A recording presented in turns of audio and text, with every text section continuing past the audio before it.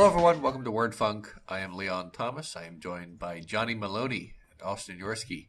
Guys, what's new? What's new in your lives? I got new? I got the laziest scam email I've ever seen in my life. Early this morning, in the wee AM hours of today. All right, okay. The username, and not even the email address, but like the name assigned to this email address is info. Oh. All right. And I was like, I like info. Let's go for it. And I swear to God, I'm going to read you this entire email right now. So everybody, grab your ankles, hold on to your pants, take a deep breath and relax. Here we go. Do you need a personal or business loan urgent? And scene. That's it? That's it. There's no signature. That's just not much info. That is no info at all, Austin. That is zero info. Also, it is a question. It is requesting info. It is not even an absence of info. It is an info vacuum. Oh, it was is asking there a for link? info. I get it. There's no link. Oh. There's no how sometimes you get those emails that have like the random text writing at the bottom that looks like they're trying to include some kind of weird SEO search engine shit in it too. Not even that. The sum total of this email is, do you need a personal or business loan urgent? Oh. That's it. I feel like someone made a mistake. Like it was supposed to have more, and they were just like, fuck it, this is good enough. I mean, people believe in Nigerian prince and all that, so why even bother? What is fantastic is that it's from info, but if you reply to it, it's reply to deutschbusinessloan@outlook.com. Mm. Those Deutsch bags. Oh my. Jokes on jokes on jokes. Do you guys want to do a That wasn't- podcast? I wasn't even planning to bring that up for some reason. It just I just saw it. I was like, info. So That is weird. I mean, so those of you listening to the podcast who put effort into your scams, good for you. Take pride in your work. I once saw something that was either just me misunderstanding the culture or the most elaborate scam that's ever been conceived. When I lived in Montenegro, I would pass by a building, and the building, it had English words on it. So I recognized it. And the building was called Normal Building. And I was like... Could you describe normal building to me? It was pretty average, actually. I kept thinking, if I go in there, this is where the pit happens, and the trap door opens, and then it's over. And they're like, I can't believe he fell for it. I never found out what went on in normal building, because I was always... I didn't walk... I should explain. I didn't walk just by it. It was always it was big enough that I could see it in the distance. It was a few blocks away, and I was always like... Maybe some other time I'll check out normal building, but it's always just, it's a little scary. So I bet nothing was going on in there. I bet it was perfectly normal. And that's why they called it that. Oh well. I mean, that's all I got. I'm definitely investigating this now because I bet there's some kind of explanation about. I'm sure there's a logical explanation for all of this, but it is founded funny. by Drake G. Normal in the year 1875. Mm-hmm. No, the Normal Building was a place for people to get together and do abnormal things. As the headquarters for the International Society of Strange People. You find something? Have you got something? No, I'm looking through. I basically typed in the name of the capital of Montenegro, where I live, which is called Podgorica, but it is spelled like Podgorica, how we would. And I'm looking for them. I wrote normal building, and I'm looking for it. I recognize some of these buildings, but no, I don't see normal. See, this reminds me because I've been playing Persona 5 this week, and I guess the Japanese legislature is called the Diet, just Diet. So people just keep referring to the Diet, and it's like, I know what that means because they kind of explain it in like a one sentence thing like very early on in the game. But it's then out of context, you get some really entertaining like sentences out of it. Exactly. So I'm thinking like maybe normal like means something, and it's because like English is not the first language of Montenegro, is it? I don't. Of course not. Okay. It's either Montenegrin, Serbian, or Croatian. They're all like mutually intelligible. Okay, so listen, if you tuned in to hear like jokes about video games or whatever, sorry, we're doing a deep dive on this building now. This is Serial Season 3, the normal building. Welcome to Etymology Corner. Yes, sir. I'm just typing normal into different languages in the Google Translator, seeing if any of them tickle its fancy. I'm working on it. Yeah, they don't have Montenegrin in here. They have Serbian. Oh, that's go with Serbian. Okay. That is always. Yeah. No, it just says... Okay. Normal in Serbian is normal in English. Yeah, that's what I got too, and I thought that was just... Damn! Gentlemen, we've blown this case wide the fuck open! This onion just has so many goddamn layers! Nope, but now I've translated it the other way. Here's the dark secret of Google Translate.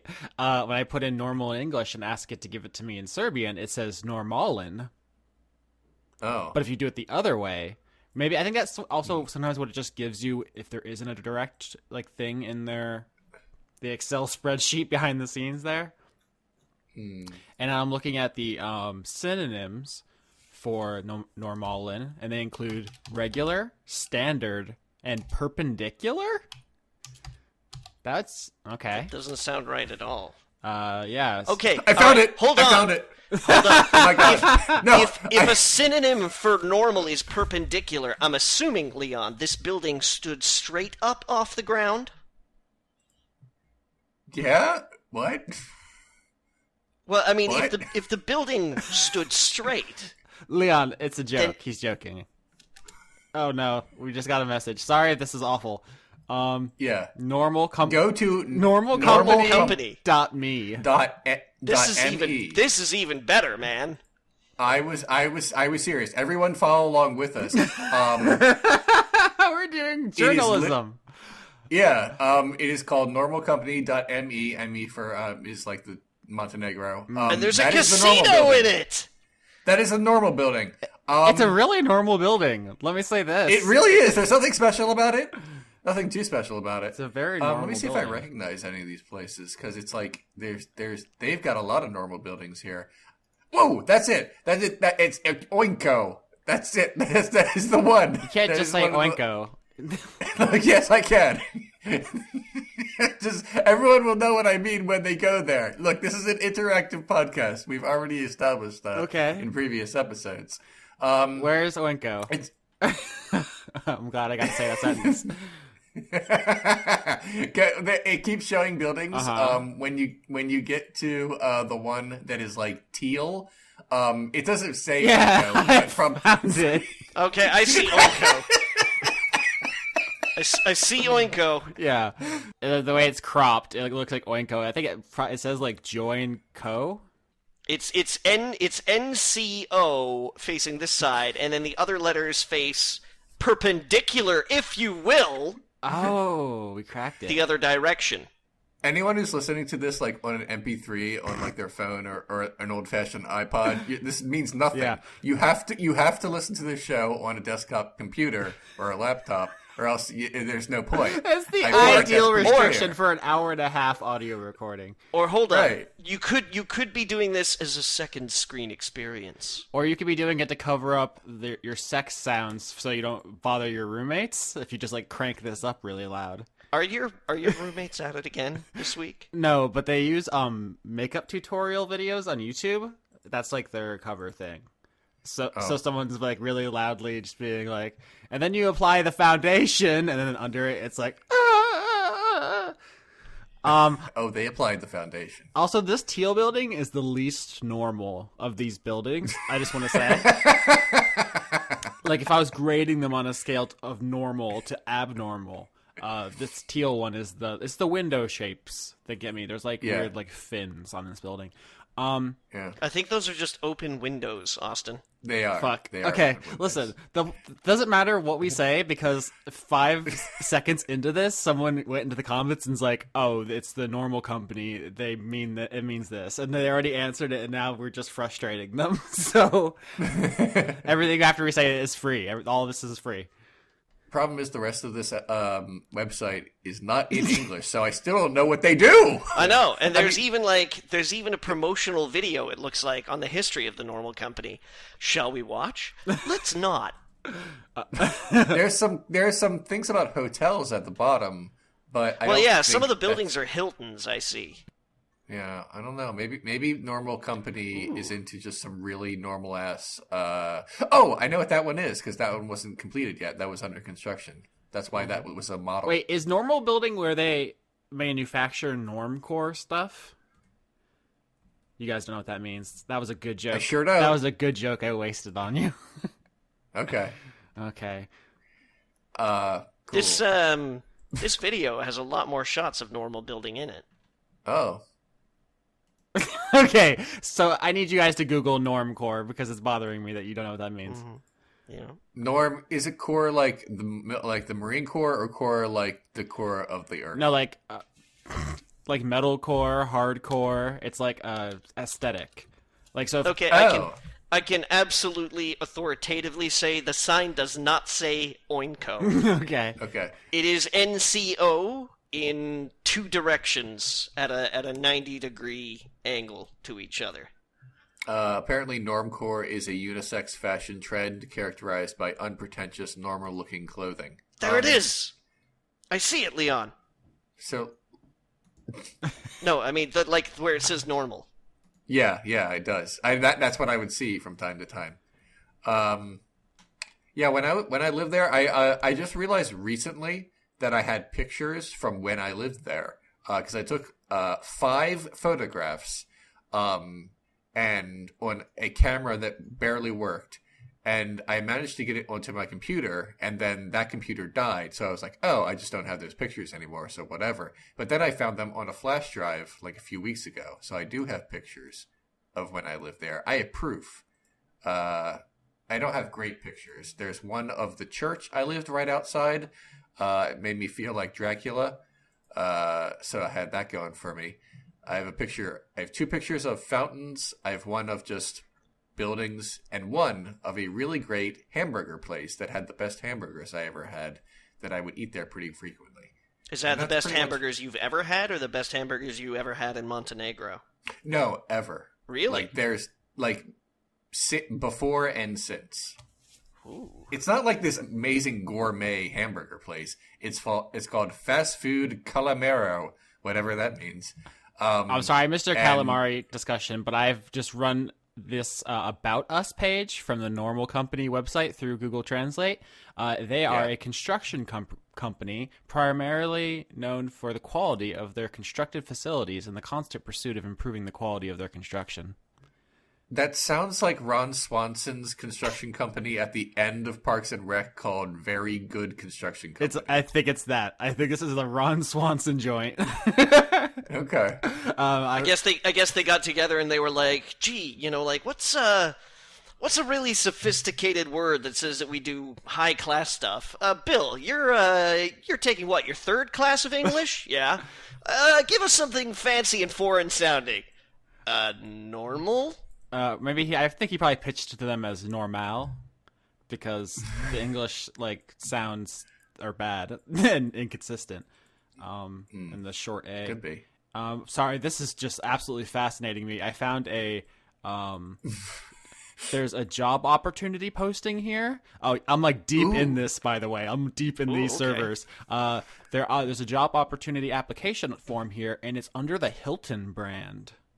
Yeah, well, I mean, if you looked at the other photos of the normal buildings, The abnormal buildings, please.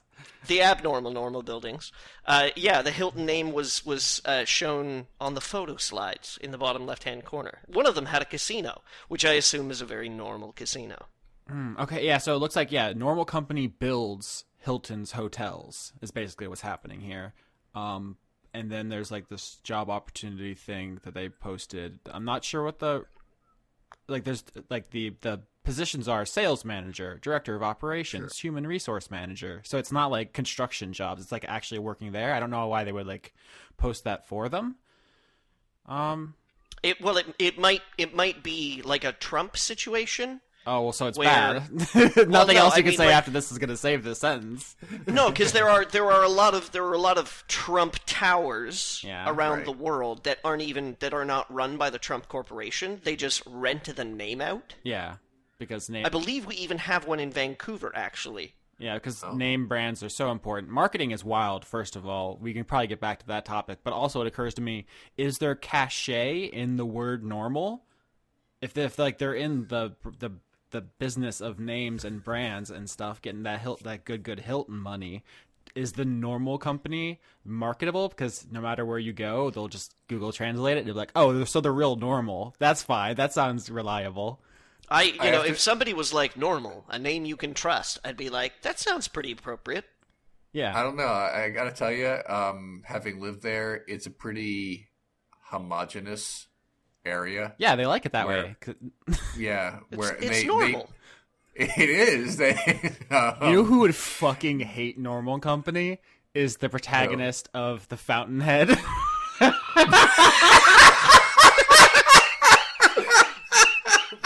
Fuck, that's a good architectural literature joke. I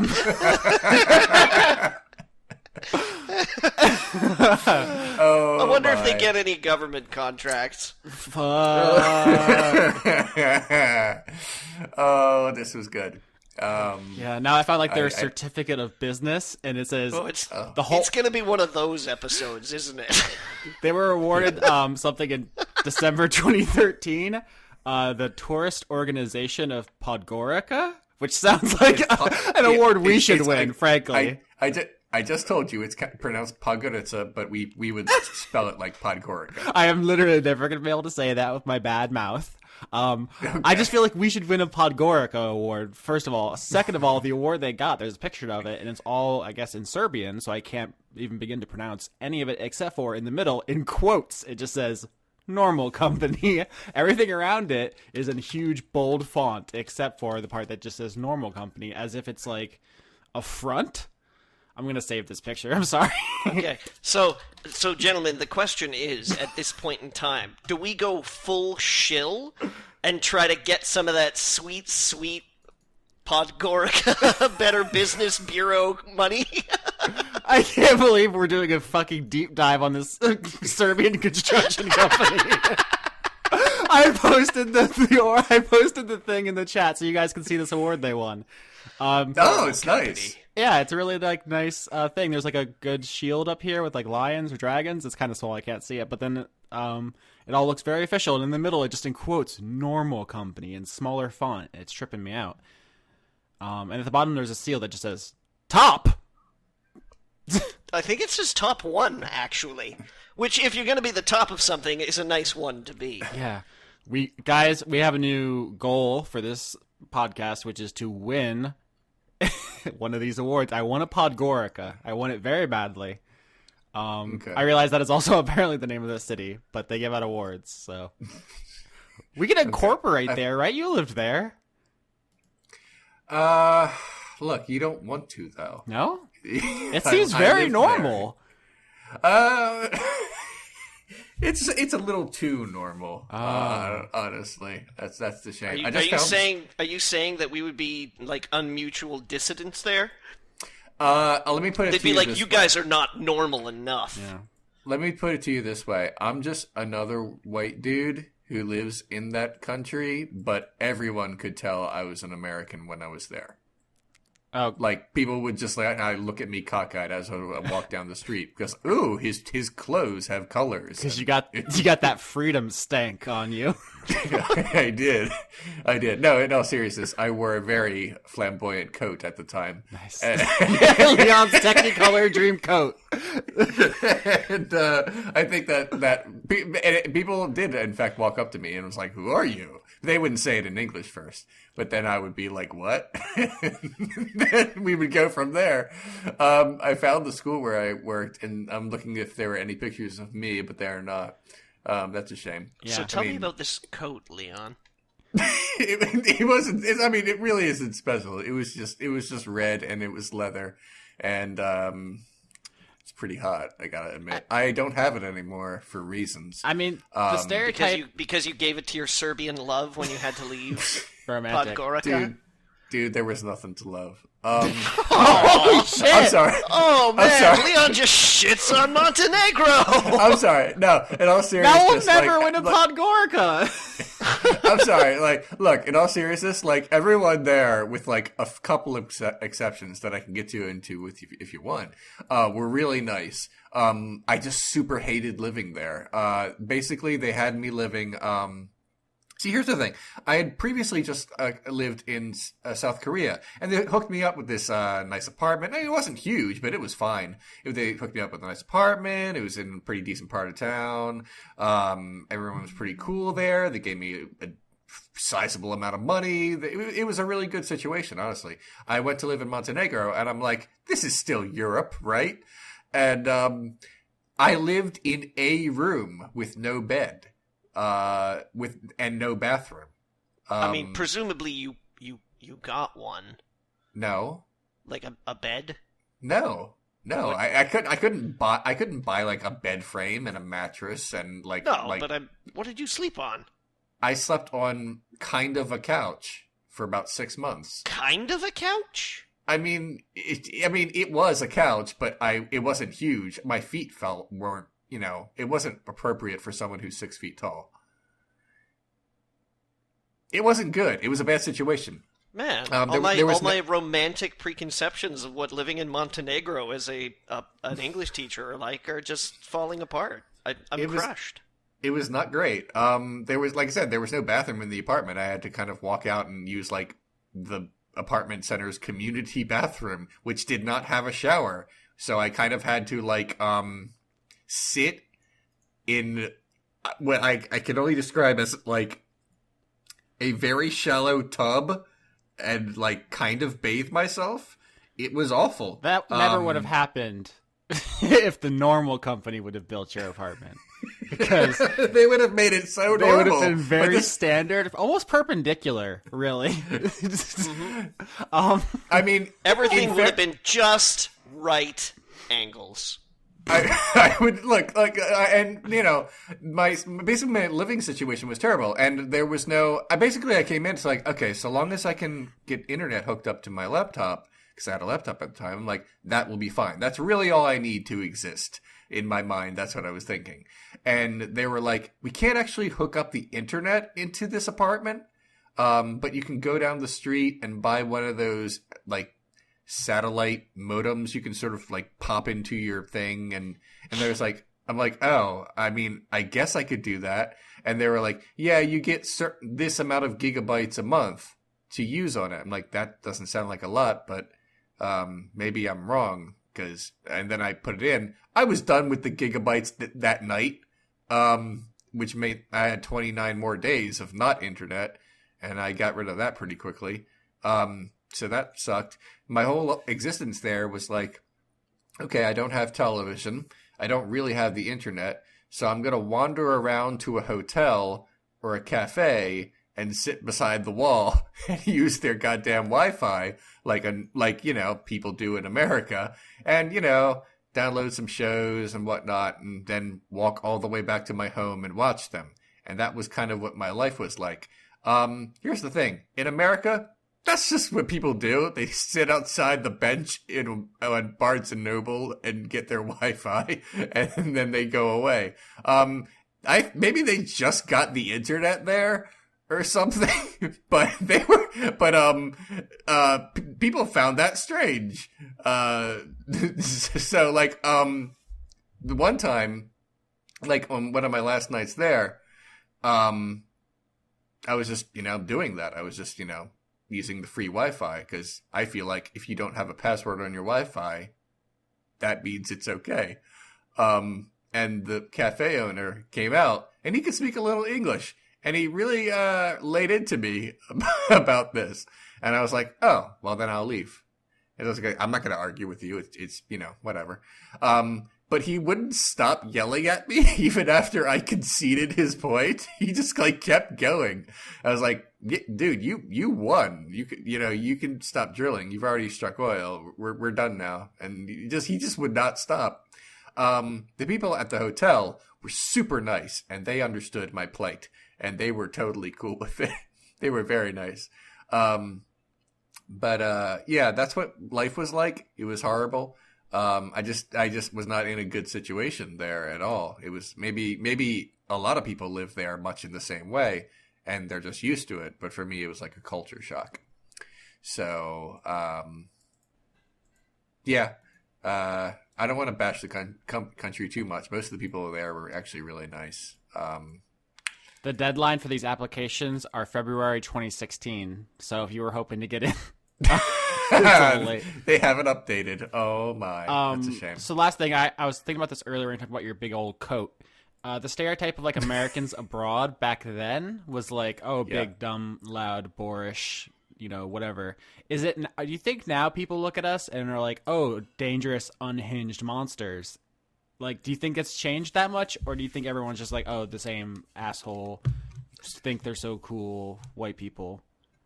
I'm afraid of Americans, and I'm an American. So I mean, if I were Italian or something, theoretically, maybe that's bad. Maybe that's a bad example. But if I were, yeah, that sounds mean. Wait, that sounded mean. What is happening? I've tricked you into being racist. Trying to think of a country that has no history of fascism, and I picked Italy, which was a terrible idea. As the only non-American on this podcast, I can tell you that when I run into Americans in Canada, generally speaking, it's kind of like, oh wow, you had the courage to leave. Welcome to somewhere else. It's better in some ways, but also very cold.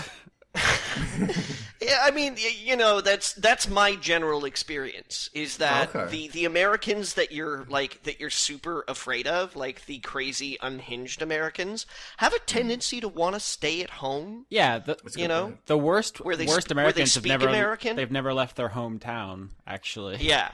And that sounds like a cheap stereotype, but I'm from there, so I feel like I'm allowed to say that. So. There are people in Canada. It's a thing everywhere. People just don't leave their hometown. Where I think you have to be wary of them is in the controlled environments made for vacationing Americans. So you're talking all inclusive Mexican resorts and things like that, cruise ships. Oh geez, where else? Those are the two big ones that really stick out for me. Or vacation packages, like safaris in Africa and things like that, right? Yeah, because it's the combination of people rich enough to afford something like that, and also they want the to treat other cultures like things in a zoo.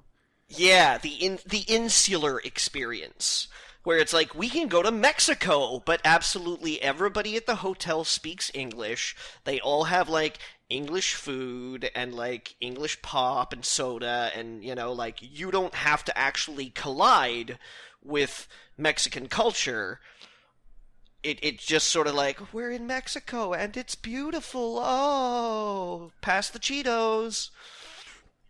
But yeah, people who hold on, pass the Cheetos. Keep talking. I'm just letting you guys know I'm googling Mexican Cheeto flavors because there's got to be some. Never mind. Okay, so I googled Mexican Cheetos and it took me to the site that has a list of all the Cheeto flavors, and I'm just scrolling through them, and they're oh cheesy, oh spicy, blah blah blah, and then I got to a Korean one, and can you dudes guess what is on the package of this Korean squid? Nope.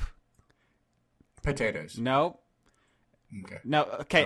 Think if I was going to make a joke about Korean culture, South Korea specifically. Beer. What? Beer. No. Barbecue. No. K-pop. Closer. Yeah. Now we're in the realm of the joke that I would make if this wasn't already real. Okay, no, but like, I mean, this isn't a flavor. This is what's on the package, right? Yeah. Okay, so yeah, my problem was I was thinking flavors. No, on the package. Okay. All right, then it's gotta be an StarCraft. So close. You're like up against it, and League of Legends. no, a little further away. You're at the right company. Damn. Overwatch. Nope. Okay, you're so close. What is on the package? World of Warcraft. Yes. It's an Okay. elf from World of Warcraft with a huge World of Warcraft thing. I if there is a flavor, because it says, I guess, Cheetos in Korean, and then there's a huge Warcraft logo. I guess they're Warcraft World of flavored. Warcraft flavored Cheetos. That's a new one. Internet. Well, it's Thanks. kind of like how like there's Halo flavored Mountain Dew. It's just it's just a tie-in. And I can tell you for a fact that a lot of my students in Korea, when I asked them what they wanted to be when they grew up, they would say gamer. Yeah, I mean that's yeah. the joke, is that South Korea has like there's a stereotype of them being very much into Blizzard games, but it's still, I mean, that was like the first Korean packaging that came up.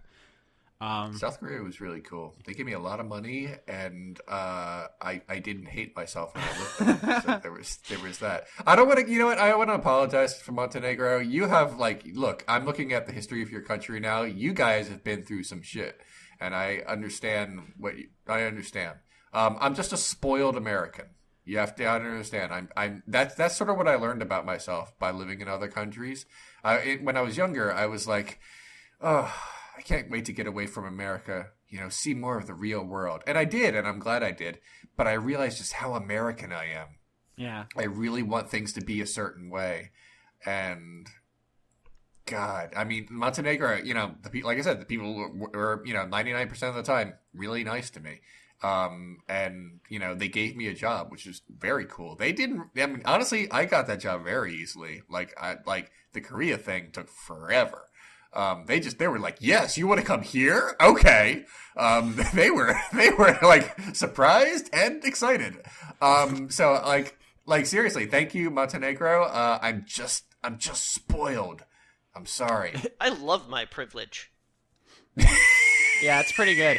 The other South Korean Cheeto flavor I found is honey, which seems like it might be an interesting taste sensation. As far as the Mexican Cheetos, all the packaging I could find, the only word that I can read on the packaging is horneados, which is fun to say, first of all. Do you guys want to say horneados with me? It's like Horneados. Horneados. It makes it sound like they're horny, which I really wish is what it meant. It means baked, but so I guess they got baked Cheetos down in there. That sounds cool. I think we have those now. Maybe they started that. Snack foods are cool. Do you guys have anything you actually wanted to talk about this week? Did people come? Kind of. Because I can do normal company all day. Don't get it twisted. I don't even know how we got to there, but I did have one topic I wanted to talk about. I'm not sure how much mileage we'll get out of it. It was just something that occurred to me today when I was looking for videos about when Johnny talks about things like the Skeptical Inquirer. I started thinking about that earlier today. I'm like, I wonder if there's just videos about that stuff that I can watch and don't have to buy the magazine right now. Yeah. That sounds like an investment. So Yeah, I there's just some looked. stuff. So I just did some Google searches about stuff like that, and mostly I got a lot of those shitbag YouTubers who have made a genre out of basically Trashing feminism. Yeah, titles like "Feminist Fail" and I'm actually reading this now. Skeptic pwns the Women's March. Yeah. Okay. Yeah. Got I was him. like, oh, yeah. Or some guy I'm supposed to know about eviscerates an SJW. I was like, wow, how did that become a thing for people who claim to be intellectuals? It's like, Yeah. First, that was like a very disheartening YouTube search. Oh, it's really ruined a lot of my personal identity. yeah, atheism is basically ruined. Sorry. Atheism is over. We've given it to men, and they've ruined it. There are some better channels out there. There's I think he's Welsh. There's an English guy named Miles Power. That that I That's watch a lot of Tails' YouTube name clips. from Sonic the Hedgehog. Sorry. No, that's Miles Prower. Oh, okay. I thought that's what you Miles- said. I thought that. Miles Power. Okay. I said It's and like sounds like an OC. like he just finished doing this bit on MMS. I don't know if you know what MMS is. It's basically like I think a sodium chloride. Like it's called MMS because they call it, I think, like Master Mineral Supplement or Miracle Mineral Supplement or something like that. I thought it was massively multiplayer sclerosis. No, it's supposed to be it's sodium chlorite that gets like dropped into distilled water and then you like activate it with citric acid or something like that. But it's what it is basically is it's fucking bleach. It's like industrial strength bleach that they just kind of like add a little bit of citric acid to, and then apparently it's supposed to like cure. People have claimed it fucking cures like malaria, fucking hepatitis, flu, autism, cancer. Like, you know, So he'll do videos like that. Like he did that, and he's done videos on. He did a review of the book, that measles book. Do you know the one I'm thinking of? Is this like some Jenny McCarthy shit? Melanie's Marvelous Measles or something like that. Oh, jeez. Yeah, it's called Melanie's Marvelous Measles, and it's like a kid's book of where it's like, get measles! It's the natural way! And it's like, you know, nobody in the book dies.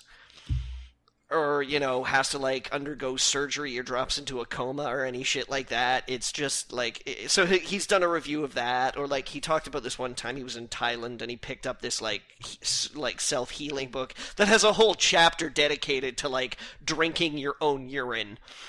And it's got, like, pictures of the guy who wrote the book, like, drinking glasses of his own urine. And it's just like, what?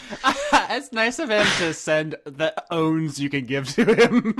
So when you want to dunk on him on social media, you just post his own pictures back at him. I guess. But yeah, so I like him. You can find his... I think his YouTube name is PowerM1985. He's a chemist and everything, so he's actually a scientist and he knows shit like this, and he's pretty charming. He's got good a good camera presence, and he did one where he went to America on the anniversary of September 11th one year and went to a bunch of denialists and things like that, and was like, okay, so tell me, why can't jet fuel melt steel beams? Or he's gone to like anti-Monsanto marches and AIDS denialists and things like that. I haven't seen any like gross, you know, like he's never said Anita Sarkeesian or anything like that. So at least that I know of. So I'm like, I think he's okay. That's what really messed you up, Leon. Is the SEO, the algorithms that determine that stuff have been so warped by things like Gamergate, where there was so much traffic going to people. Basically anyone who talked about Anita Sarkeesian. I can talk about this with some authority because I ran a video game website during that time.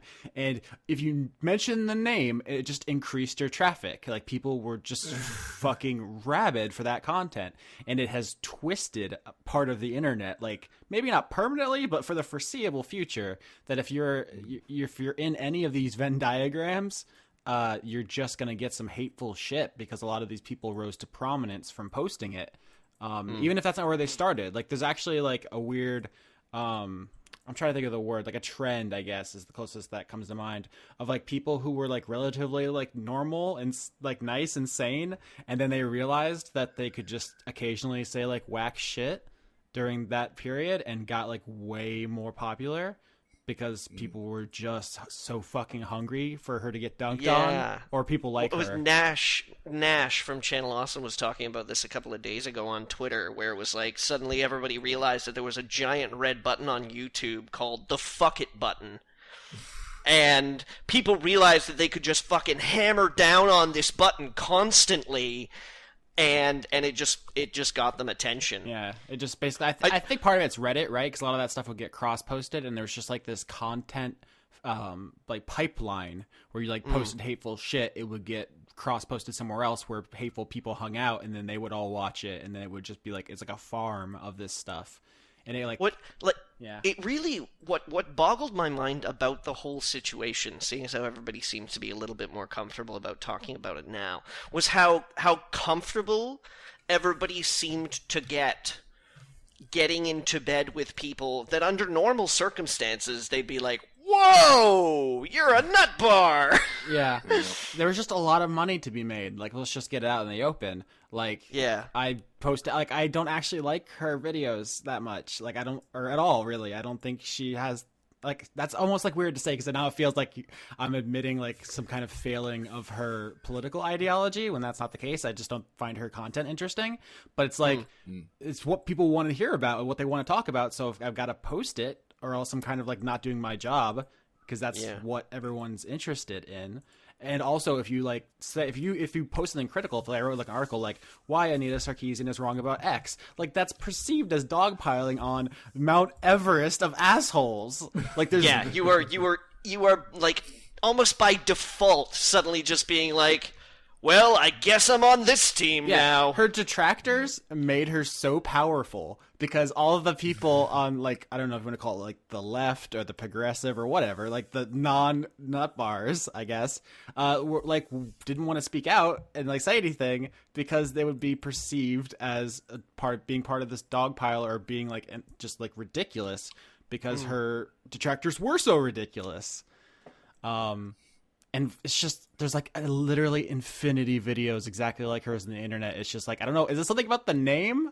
I feel like the name rolls off the tongue in such a way. It's like really good. It's a pretty good name. It's like Normal Company. Like once you get it in your head, you just can't stop thinking about it. Yeah. That's why people change their stage names, right? Instead of, I'm not just like Bob Jenkins. No one gives a shit about that. I'm Brad Pitt, motherfuckers. Dirk Blocker. I actually don't know if By the way, Brad Pitt's I want to say two things about Anita Sarkeesian. First of all, I like her videos well enough, but it's hard for me to call myself a fan when she doesn't create an abundance of content. And I'm kind of like, I like shows that come out every week, I guess is what I'm trying to say. But she's fine. Second, if anyone even dares trying to make my comment section a toxic Anita Sarkeesian conversation, you're fucking gone. So I just want you to know I'm not interested in pressing the fuck it button to get more hits. This was a conversation I was not expecting, but that's okay. It's also what I've been hesitant to even broach in like what is it like been 4 years now because it is so like a magnet for assholes. But listen, if you're in the comment section for this episode, you better be fucking talking about Normal Company. That's true. That is the only thing you're allowed to talk about in the comment section for this podcast. I decreed it. I will censor you. I have that power now. I literally do. And the talk about Normal Company must be very normal, which means small words. I swear to God, if any of it's deviant, I will not fucking hesitate to destroy you and your entire lineage. I should have said Nicolas Cage instead of Brad Pitt because he had a pretty cool stage name he decided on. Like that one is very memorable. I don't know if he was, if like obviously Coppola has cash because of the director, but like if he was just Nicholas Coppola in a vacuum, I don't know that anyone would care. Nick Cage is fucking punchy, right? Yeah, that's strong. Let's see. Yeah, Brad Pitt's name was William Pitt. So once again, it's close enough. It's good, but I could get behind Bill Pitt. Yeah. Fuck it. Anyway, is there anything else you guys want to talk about? Those were my topics. Montenegro and videos on YouTube that are bad and made bad by other bad people. I've been playing video games. There's a new set of Magic the Gathering that's coming out. I'm getting into law school finals. There's questions. I actually got a lot of stuff if you want. Where do you guys... Whatever you think would be most interesting. What I think will be most interesting. So Persona 5 came out recently. I feel like I've been waiting for it for most of my life. Although I think Persona 4 came out in like 2008. So it's only been 8 years. In the intervening time, there has been 20 Shin Megami Tensei games. So it's not like I haven't gone without any of that kind of content. But the social element of Persona is like brought it from weird, obscure thing to like kind of a huge hit. The Persona 5 launched to like over 1 million sales in North America, which is a big deal. And there's potentially... It's a very strict Twitch rules. Yeah, I would say there's potentially infinite things to talk about because it's a 100-hour game with a really interesting development history and release history and post-release history. Yeah, but Austin, yeah. like, Dragon Age Inquisition was like a 100-hour game, and I think I struggled to talk about it for like 5 minutes. That's true, but Persona 5 is not a Dragon Age Inquisition. There's a lot of story content. Thank the maker. I mean, some of it is dungeon crawling. Here's what I want to say right off the bat is obviously very good. Like, it's almost boring to sit here and talk about how, like, the aesthetics are off the charts, the music's good, there's, like, interesting characters. Like, all that stuff's expected. It would be, like, headline news like Mass Effect Andromeda if this was a bad game. And knowing nothing about it as well, I can say that the memeability of this game is quite high. It rates very high on the memeability index. It's funny. There's a lot of good humor in it, and there's a lot of the thematic stuff is probably where I want to get into because, like I said, the quality is kind of boring. It's obviously very good. Like that's just it almost without question. I don't think it got any like lower scores than like 8. It's very good. All right, take me on a journey, Austin. So lead me deep. So the most interesting aspect of this game, I think, at least for like people who don't want to just play it, and this is going to be 100% spoiler free because this game is infinite in length and like there's so much story stuff to spoil. So I'm not even going to say like character names, but the best place to start is when you turn the game on for the first time.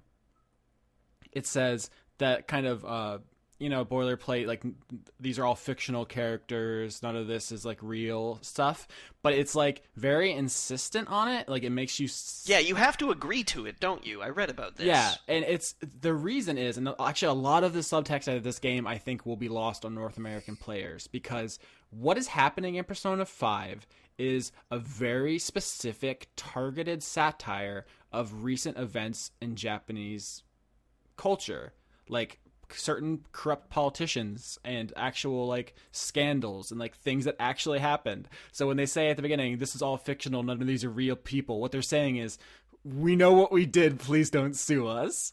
Like, it's very specific, and it's also fucking dark. Here's the thing about the Shin Megami Tensei series. It started off as like a kid summoning demons to get revenge on like bullies and like tearing them apart, like killing teenagers. It's like it was very dark from the very beginning, but over time it's gotten lighter to the point where Persona 3 and 4, the ones that like hit it big and became like big deals, and especially in the West, have getting progressively lighter, and to the point where like can you just answer a quick curiosity for me? Are the Persona games a contiguous story? Do they like have the same characters in them, or is it sort of like a Final Fantasy-esque situation in which the connecting thread is more thematic or artistic or, mood or emotional or something? That's an amazing question, and the simple answer is that you can play most of them standalone. The super nerdy answer that not even a lot of Persona fans know, I was actually talking to Taylor Hoyt, who used to be a writer for Blistered Thumbs and works in the video game industry now. He's like, Persona 4 is his favorite game of all time. He like talks about it nonstop. He's done like hour-long podcasts on it. Even he didn't... Really does. Huh? I was just going to say he really does. He loves it so much. Like even Leon knows. He loves it more than anything. Even he didn't realize that there's a meta story between them, and there is. So Persona 1... is basically standalone. There are actually 2 different Persona 2s. Persona 2 Eternal Punishment and Persona 2 Innocent Sin, which are separate games. Sorry, it's confusing. Then there's Persona 3 and 4, which are the ones that are kind of lighter and poppier. They're almost like anime. They're basically like playable anime.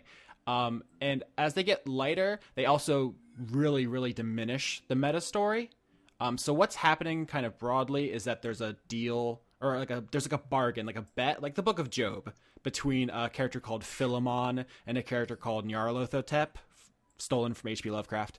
And like their bet is that like humanity will or won't destroy itself if given like these powers. And so every game is like that playing out. So like some people get powers and then something happens and then like there's this huge conflict, and at the end the good guys win and the humanity is saved for now, but it's going to happen in the next game. And you actually fight Nyarlathotep, who turns into fucking Hitler in Persona 2, which is the last time I think he appeared on screen. But like it's implied they're still behind the scenes, like the save points in Persona 3 and 4, I think, are actually Philemon, but they never say that. And like I was talking to Taylor, his favorite game of all time, he literally didn't realize one of the characters in the games is a save point. It's like that hidden.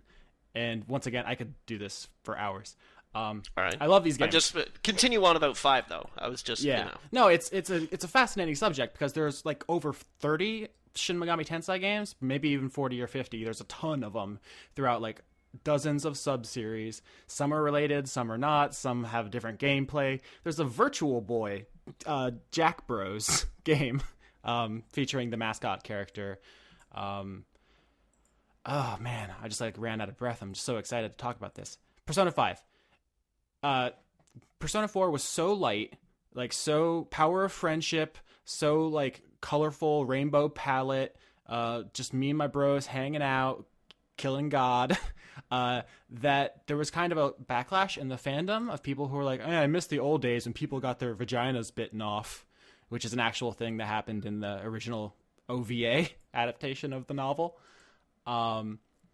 And so I guess they listened to that because Persona 5 opens with 2 sexual assault arcs. And then there's like a running theme of sexual harassment, including from your party members. Like your protagonists are like... So they hit the ground running. It's a lot. And like the whole premise of the game is pretty problematic. You're basically going around brainwashing people with magic powers. Like they do address it. They're not like, it's not like unquestioned. They're like, is this the right thing to do? I think we might be the bad guys. Like, so it's not like it's without any thought. But in the last game, it was like, hey, let's be friends. Yeah, that's good. And now our friendship is magic. And then we destroy the bad guys with our friendship beam. And people liked that. It was fun and funny, and the music was great, and the art was great. And this one, it's like, society is corrupt. The Japanese government will not protect us. The only thing we can do is take the law into our own hands. Men will fucking rape you. Like, that's the story of Persona 5, and it's a lot. And I don't want anybody going into this game expecting Persona 4, because it's not that game. It's a good game, but, like, I guess trigger warning, or I don't... Like, I made it sound, like, really upsetting.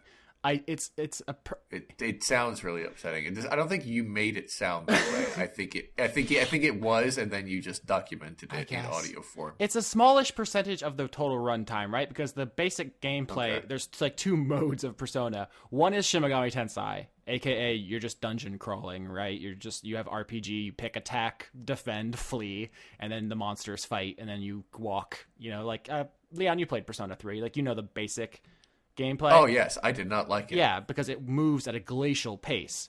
The prologue of this game is like 10, 12 hours long, which is like A, hilariously long, and B, still nowhere in the realm of Final Fantasy 13, which is still cracks me up. So it's a very slow-moving game, but the other half is why most people love it, which is you literally just get to plan your schedule, like how you want to spend time with your friends, and you want to get a part-time job, and you want to go see movies. You literally can go watch The Dark Knight with a date in Persona 5, and there's like, you don't see the screen, but you hear the voice acting and stuff, and they're like recreating the Joker interrogation scene with like slightly altered lines.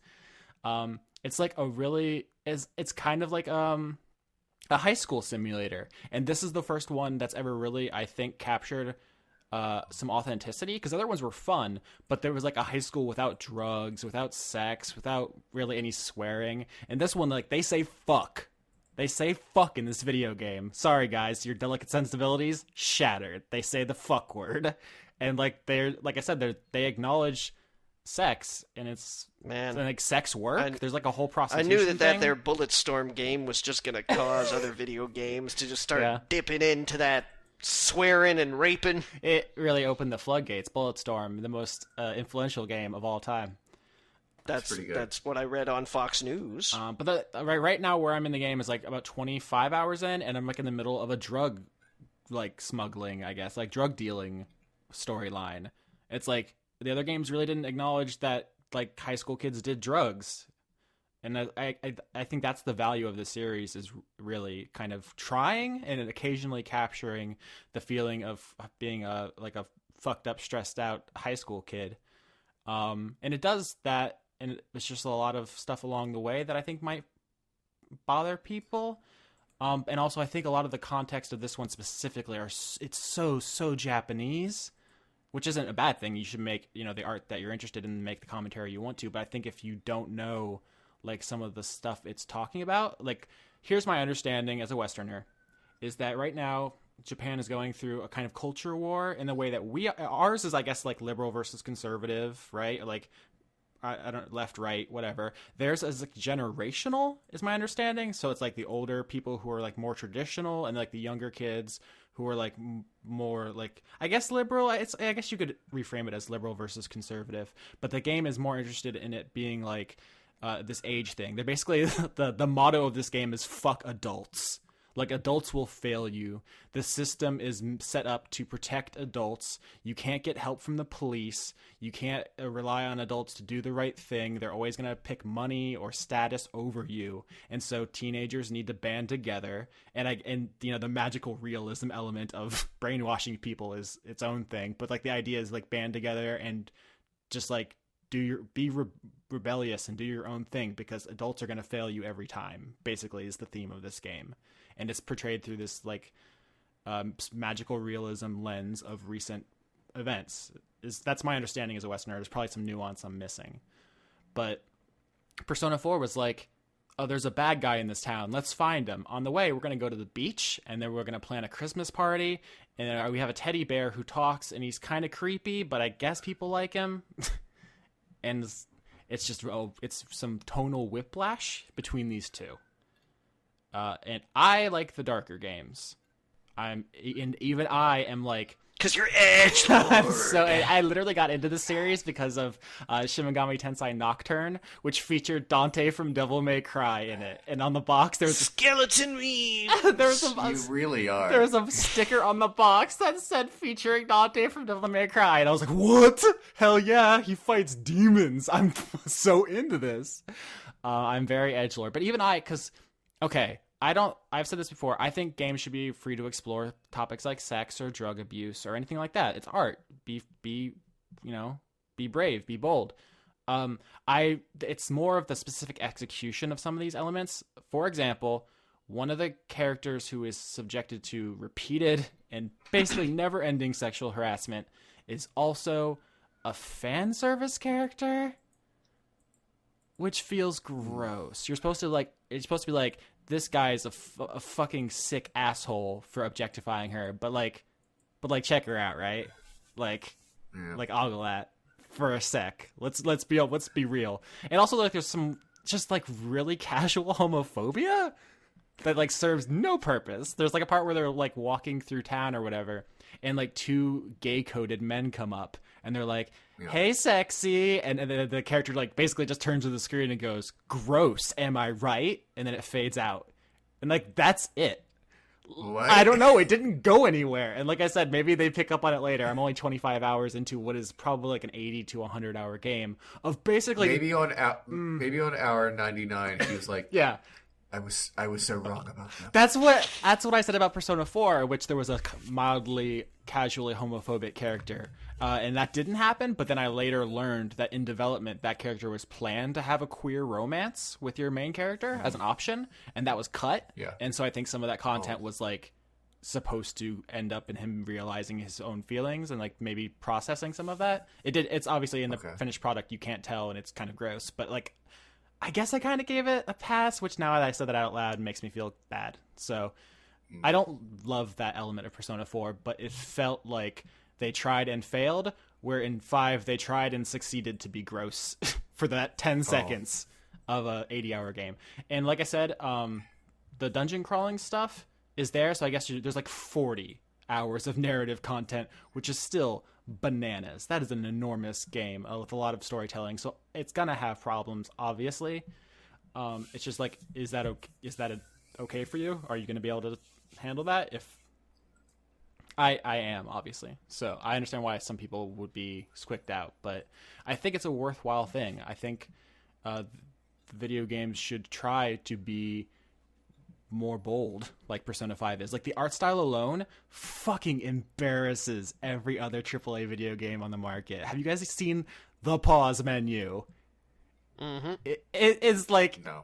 it might as well just be a middle finger that says fuck other video games. It's so good and so stylish. So much care went into the way this game sounds and looks. And there's like, I know one of the things you said you hated about Persona 3 was that the dungeon crawling was all one building. It felt like it. I mean, it literally, in the story, they were literally climbing one tower through the entire game. Oh, okay. And it's kind of, the metaphor was about the monotony of like school. But obviously, Oh, they nailed it. Fair. In Persona 4, they had different dungeons, but they were still procedurally generated. 5 has one big randomly generated one, and then a bunch of like bespoke, very created, like hands-on dungeons that are basically like story events, just like with dungeon elements. And they're heists. Like, the whole game is about heists, and they totally pull it off. Like, there's stealth elements, which I was like, what the fuck are they doing? Why would you want stealth elements? But it actually works. Like, they pulled it off. And so this is one of the most artistically satisfying video games ever made, period, end of sentence. But it's also like super troubling in a bunch of like ways that are disappointing. So Okay. I could go on, but someone should stop me. Okay. Well, I wasn't planning on playing the game or any game. Yeah, video all. games are bad. We've established. Yeah. But the way you describe it, it's that wouldn't even be for me years ago when I did play video games on a pretty consistent level. I guess we should do questions, or else we won't get to them. Yeah. Okay. It couldn't hurt. Unless we have anything like pressing to talk about. I got nothing this week. Yeah. Okay. I've been a homebody. I've been just kind of like wrapped up in my own shit. That's fine. I watched a bunch of stuff, but none of it very exciting or really worth talking about. So, All right. So first question comes from Cosmignon, the Ink Master General. Did you know there was a Scooby-Doo crossover with WrestleMania? I've seen a clip. I sure do. I've seen a clip where John Cena stops a giant boulder with his bare hands, and now I've also seen it. Yep, that is literally a thing. People think that that's like when he shows up and his music starts, that's like a meme that someone added that. No, that's in the movie. I haven't seen it because I've only recently gotten back into that, and I don't care about Scooby-Doo at all. But yeah, that exists. That is a thing. I don't think I'll be watching anything besides that one scene though. I'm more interested in the behind-the-scenes decisions that led to that than the thing itself. Like, I want the board meeting where someone from, like, I guess the WWE was like, hey, Scooby-Doo people, Hanna-Barbera, I guess. I have a great idea. Like, how did those negotiations go? Because, like, what's the Venn diagram of the audience there? It's like kids like Scooby-Doo and, like, isn't kids also like wrestling. Oh no, they love John Cena. That's the whole thing. I'm a fool. WWE has been marketing towards a younger demographic for about 10 years now, at least. I'm an idiot. So that is that. Also, there is a new WWE film about Jetsons meeting the Big Show and various other wrestlers, I believe. Way, it's so weird because my first thought of like wrestling crossovers was like they had a line of horror movies. Do you guys remember these? I'm sorry, you cut out on my end. What did you say? Oh, I said that the wrestling. I think it's the WWE. I'm not very knowledgeable, but I remember there was some kind of partnership where they were doing a bunch of like horror and action movies, where it was like John Cena is the army man and he murders a bunch of people, or like this villain is they have their own film studio. Yeah, WWE has a film studio where they did the Marine is up to the Marine 5 now, but John Cena is not in them anymore. Mike Mizanin is the Marine now. He's also a wrestler. But yeah, they do produce. They make their own films. They're usually like straight to DVD kind of stuff. That doesn't mean they're all bad. I haven't seen them, but they're not like big wide release stuff. Yeah, I guess that's just why my association was like, oh, wrestling crossovers. That seems like an R-rated realm, and then I was like, kids show. That doesn't make any sense. But then I just Yeah, you totally blew that one wide open. So mystery solved. Kids love John Cena. Next question. Jack Kane says, my players aren't enjoying my campaign and I don't know what to do anymore. Help?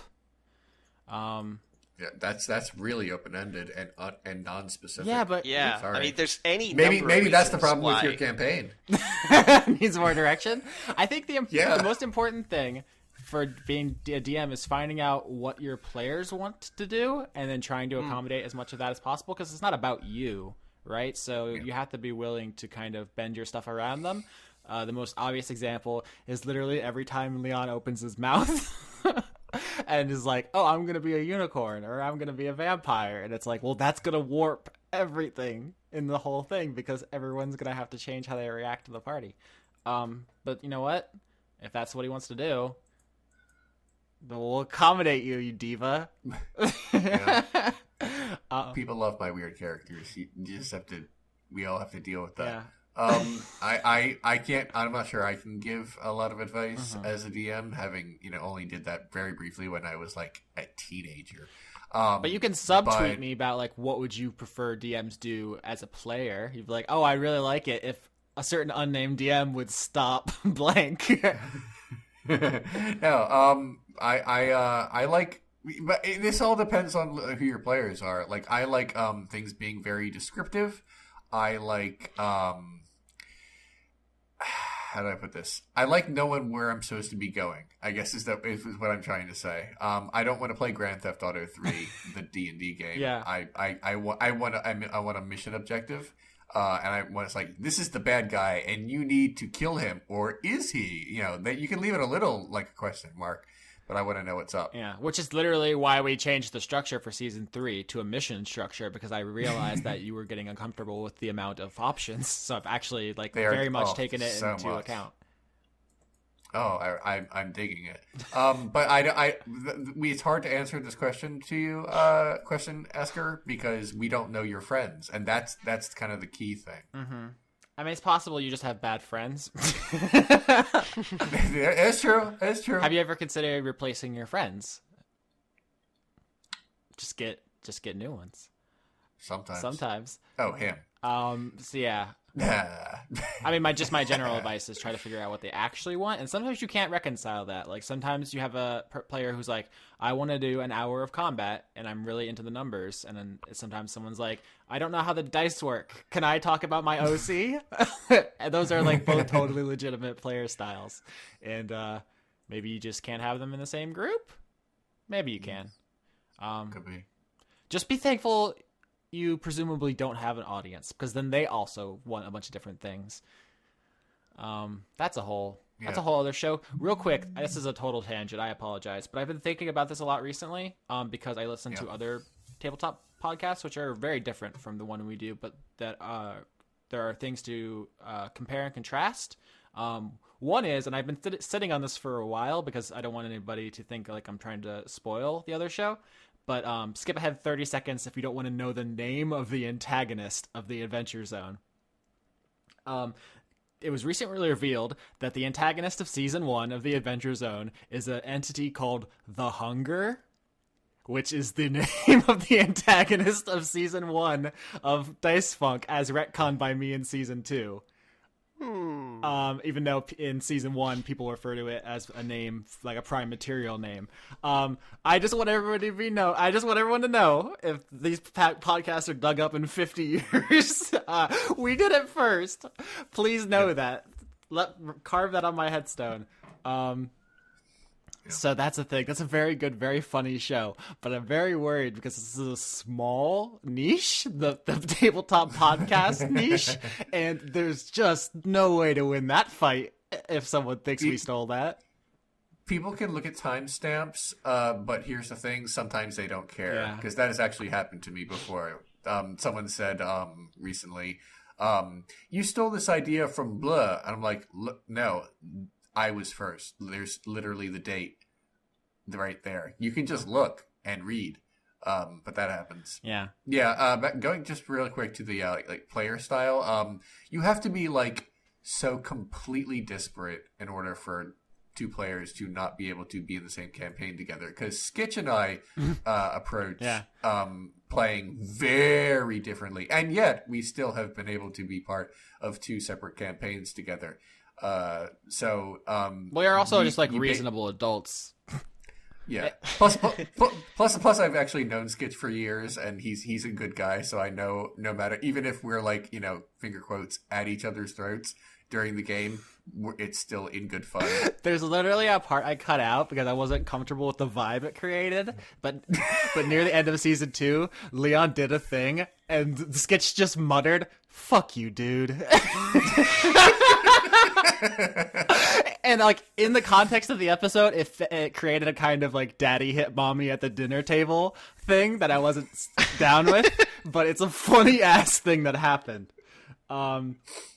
Yeah, so you could have players who are very similar in style, and if they just don't like each other, or if they're just assholes, like they might not meld. So you also have to just have like decent players in addition to player styles.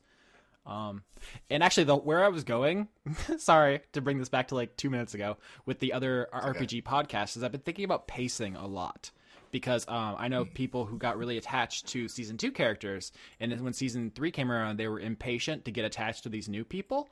And I think it's interesting to take a step back and actually look at the pacing of this, I guess, genre of podcast, because it's like there's like a canon of works now that we're competing against. And if you take, for example, the first 4 hours of Friends at the Table, what happens in those hours is the players get off a boat and go into a building. And the first 4 hours of the Adventure Zone, they fight some goblins and then go in a cave. In the first 4 hours of Season 1 of Dice Funk, we get 2 different conflicting missions, and then we kill some miners, and then we walk to a different town. In Season 2 of Dice Funk, we jump off an airship, swim, and then have a conversation on a beach. And then in Season 3, they did some trials to induct a new member into an organization, secured invitations to a party, went to the party, and investigated the building. And also wrecked up the back lawn. Like, here's the thing. I think if you're the kind of person who would listen to an RPG podcast, you have more patience than most. You're kind of already in an elite niche as far as attention span goes. But in that, I think you can very easily lose perspective of just how fast Dice Funk moves. Like, it's breakneck compared to other examples of the genre. And I kind of do that on purpose. I think you guys can both attest to sometimes where I'm like, it doesn't matter, just roll. Yeah. And it's just like, it doesn't matter, just go. And like, that can be annoying. I feel the vibe that like I'm putting upon the people, but I think it makes a better show. And like, it's a show first is the thing. I mean, like one of the things about Dice Funk is that you have to acknowledge that first things first, it's a show. Which means that it should be edited down. It should fit in a particular time slot. Things should happen to keep the audience interested, because if the audience is not interested, there's very little reason to do it. Mm-hmm. But it doesn't have the normal flow of a tabletop game where you sit around for 3 hours eating snacks and looking on your phone or whatever. But even within the genre of RPG tabletop podcasts, Dice Funk is super fast, and I think that's easy to lose sight of. It's just something I've been thinking about because I'm like reading feedback, and they're like, I kind of like the new characters, but I feel like they haven't really done much yet. And it's like I think we've done maybe too much. Like sometimes I worry about like maybe we're skipping over some good character development or interaction to try to get to the next plot point or the next fight or whatever. And so, like, it's a push and pull there, but maybe that's a little too inside baseball. I think you guys are doing great. You liking that, Johnny? You like? Yeah, I'm 3 episodes in right now. I think I listened to the first 3. Mm-hmm. So it's fun times. Okay. I'm enjoying it. All anyone's gonna remember about season 3 is that voice. And it's so worth it. There's nothing I can do. Okay. Next question. We have 10 minutes. Jessica Sims asks, have you ever wanted the villain to win instead of the hero? Sure. Definitely. I like bad ending. Not because I'm like fuck this goody goose shoes, but more like like thematically sometimes like a bad ending just makes more sense and feels genuine. Not always, but yeah, I mean there are times where I'm like, oh god, I hope they're all dead at the end. And it's not always in those movies where everyone's obnoxious, but in movies where it's like this just makes sense. Not just movies, but like narrative in general. Mm-hmm. Like it made sense in season 1 of Dice Farm. But I tried to think of a good example though, because there's definitely times where I'm like, I hate this protagonist. I want them to die. And there's also times where I'm like, oh, this villain has a super good point. But like I'm blanking right now. A lot of movies about mental illness. I really hate how they end. Like I really hate, and it's difficult to point at movies about mental illness and be like the villain, right there. But it's sort of like a lot of the time by the end of the movie, it's like I beat it, yeah. It's incredibly challenging making a movie about mental illness because the structure of a movie needs an ending and it doesn't. Yeah. But the thing is that it's like there's a big difference between like beating it and learning to live with it. Yeah. And those are like two very distinctly different things. And so it's like it's really super important to me when mental illness is a very important part of the plot and a very important part of the protagonist that it be said and demonstrated that you don't win against it. You just keep fighting it. Mm-hmm. And as long as you're fighting, that's good. But, like, at no point in time can you relax and be like, I won! You sunk my battleship! Like, it doesn't work like that. And that bothers me about movies that involve mental illness very specifically.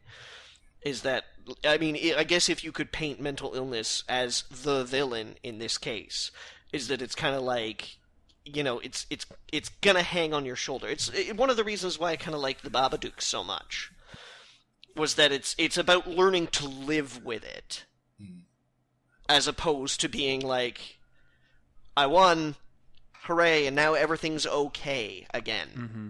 Yeah, I can't beat your answer, but you do raise a pretty good general answer, which is any movie, like a slasher movie, where the villain is kind of your perspective as it goes around killing annoying people, and you're like, I guess it's the villain, but I kind of do want to see what Jason does to this person. Like, I do want to see how he rips him in half or whatever. I don't think that's in the spirit of the question. I think that is particularly true of like recent slasher movies too, because I don't know, something happened in like the late 90s or the early 21st century where like every character in every horror movie was fucking insufferable. Yeah, because you didn't want to see them live. You wanted to see how they died. I know. So in those ones, I just feel like, just get it over with, But, I mean, like, old school slasher movies where you liked the characters and they were kind of funny and relatable, and you're like, don't kill Daniel. He was so pure. So good. Too good for this sinful world. I got another question here for Leon. Mattis Cool asks, favorite wrestling move / finisher? Ooh, this is very quickly just becoming a wrestling podcast, isn't it? I barely do. Listen, people latch on to the things they're interested in. That's fine. Yeah, true. No problem. No problem here. The go to sleep is pretty good. Is that a sleeper hold? No, not at all. Oh, dang. It was sort of popularized at first by all caps Kenta. You have to say it loud when you say it. No, it's just he spelled his name with all caps. And then popularized in America by CM Punk. It's based, for those who have not seen it, it's basically holding someone on their shoulders in the fireman carry position, basically shoving them upward, moving inside very slightly, and then kneeing them in the head as they fall to the ground. Yikes. Yep. I mean, you're Yeah, not. that doesn't sound you're not, nearly as peaceful as the name suggests. Yeah, exactly. You're not actually. Because when I think go to sleep, I think like I can't I'm believe on my how chair explained with this my joke feet is. up, I'm reading a book, I'm in my house coat, there's a cup of tea nearby, and I'm like, oh, I don't think I'm gonna get through this chapter. Maybe I should just go to sleep. Johnny has identified the joke. Yep. Done carefully, it's actually not dangerous at all. Done by an idiot, you're literally kneeing someone in the head when they're falling down, and that's bad. So, Is but, that you not know, true of every wrestling move? That is true. I'm just saying the way I said it, and Austin went yikes, and I was like, it's like, you know, it's I'm sure it does hurt, but they're careful.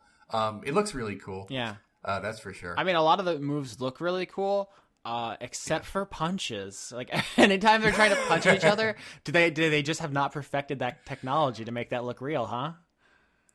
I feel like there's sort of like an old story about Terry Funk, and people would say that Terry Funk threw the most realistic looking punches in the business. And Mick Foley wrote about it. His first match with Terry Funk, and he was like, I wonder how he does it. And Terry Funk just beat the shit out of him and punched him as hard as he could in the head. And Foley was like, wait a minute, you were just really punching me. That's why it looks that way. And Funk says, oh, what'd you think? I was good? So yeah, it's really hard to make a punch look both realistic and not hurt someone. So yeah, people just kind of like throw them very lightly, or they chop them in the chest, which makes a loud clapping sound, and people like that. So that's fun. Anyway, we can go to the next one. Unless you guys have favorite wrestling moves you'd like to talk about. I didn't want to hog the floor here. I like when Zangief picks them up upside down and like spins as he hits their head on the ground. Yep, that move is outlawed in WWE. Yeah, because it's fucking dope. No, I mean, it literally they're not allowed to pile drive people anymore for neck and concussion reasons. Yeah, sorry, I didn't mean to make that sad. No, I mean, all of it's super dangerous. Yeah. How is it legal? I'm just thinking about it. Not anymore. No. I'm saying, like, not within the sport. I'm saying, how is the sport? Like, how can they get insurance and stuff? Oh, because they earn millions of fucking dollars. They you know, most of the top performers have good contracts and they can afford insurance. Isn't it weird how there's different rules when you're rich? You ever thought about that?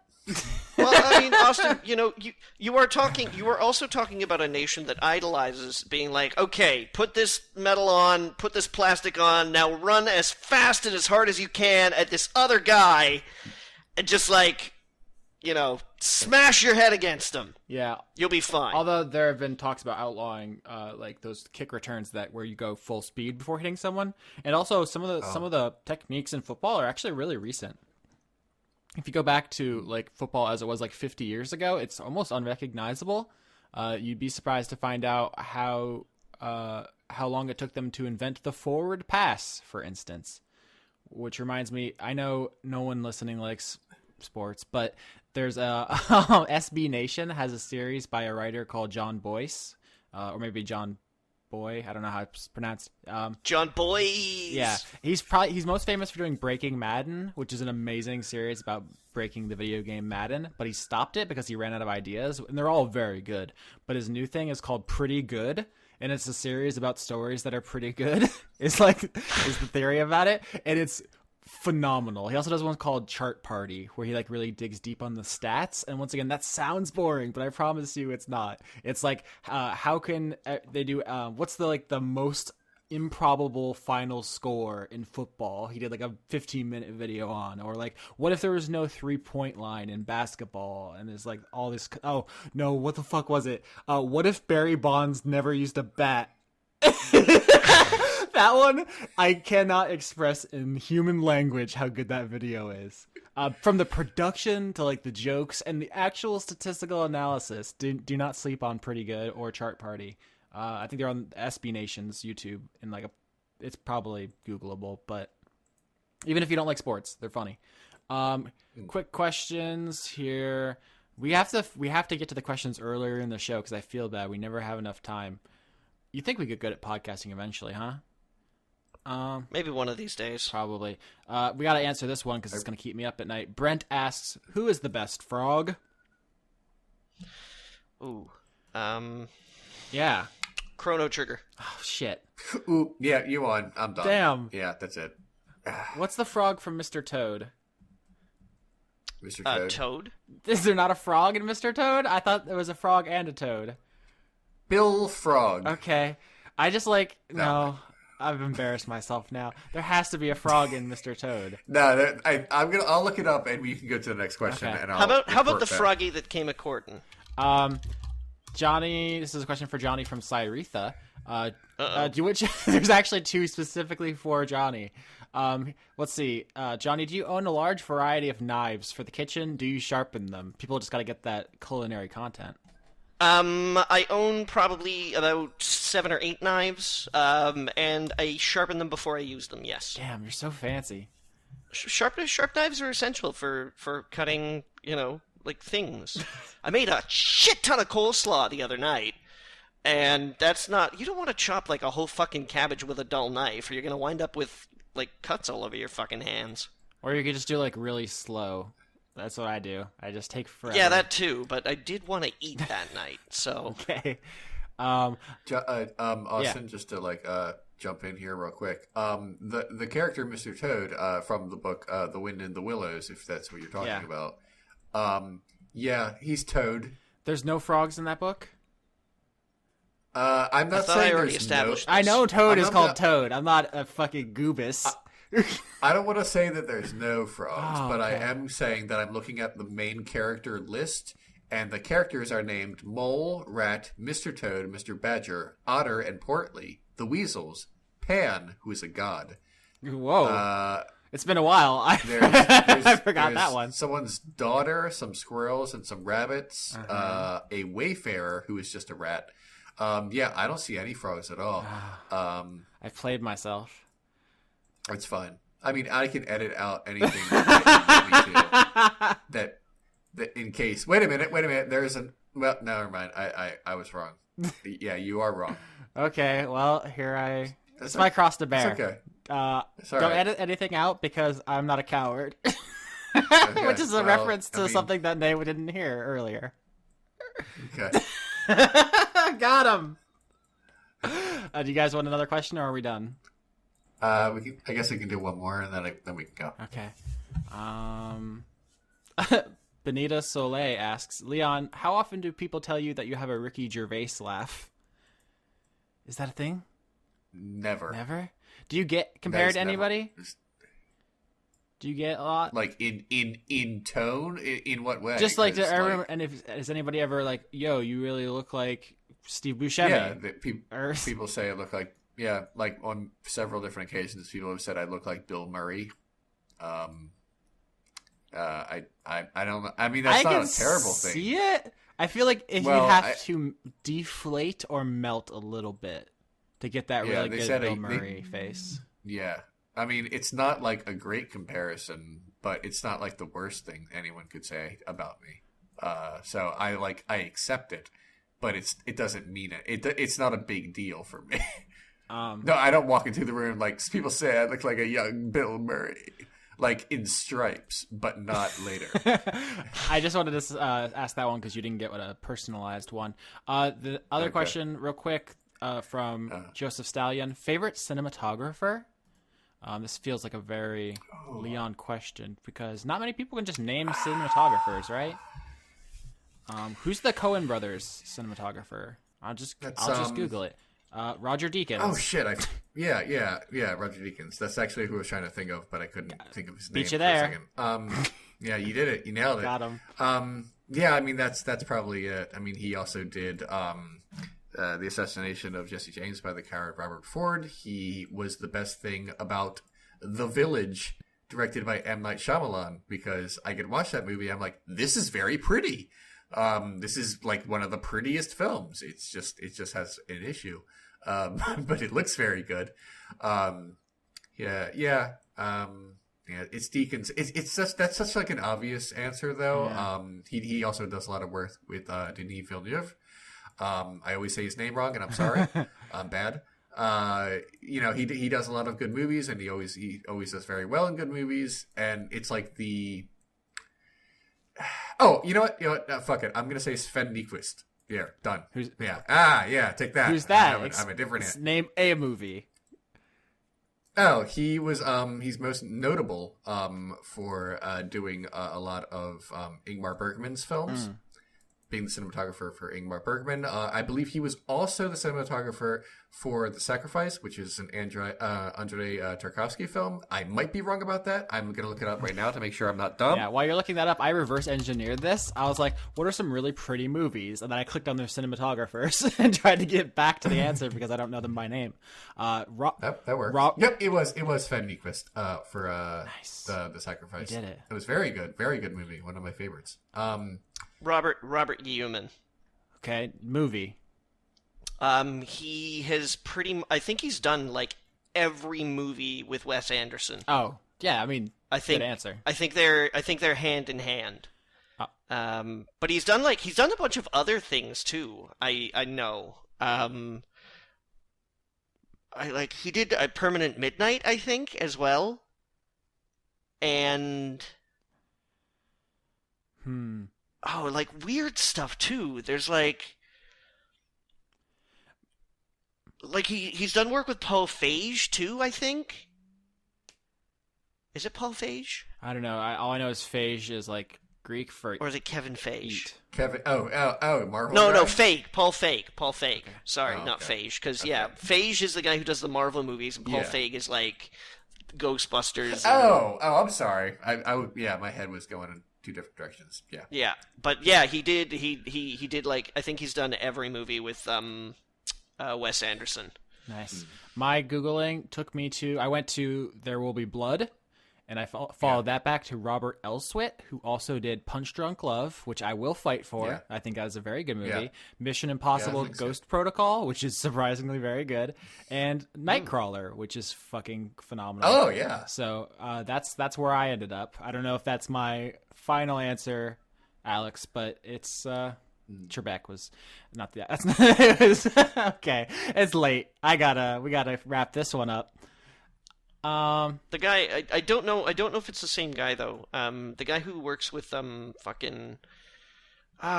he's Scandinavian. He's done work with Christopher Nolan and shit like that. Oh, I can't remember. Yeah. Can't remember his name. Inception was probably a good place to start too for that particular little game we gave ourselves. Let me see. I'm gonna go ahead and look up. Gordon Willis was really good. He did the cinematography for Godfather 1 and 2, and I believe 3. He did he did a lot of stuff with natural light in those movies. That was supposed to was groundbreaking at the time. So big shout out to he's dead. Well, he doesn't care what I say. He doesn't care what I say. Big shout out to the estate. Yeah. Wally Pfister is his name. That's an unfortunate middle school experience. It starts with a P. So yeah, I know. Listen, Wally Pfister. That doesn't make it sting any less. Yeah, he did all the Batman movies. It looks like with Nolan, Inception, The Prestige, Laurel Canyon, killing it, Fisty. Memento. Yeah. I Wally Pfister is also a. If he had a kid, his name would be Kid Fisto. All right, that's where it ends. That's where this episode ends. So.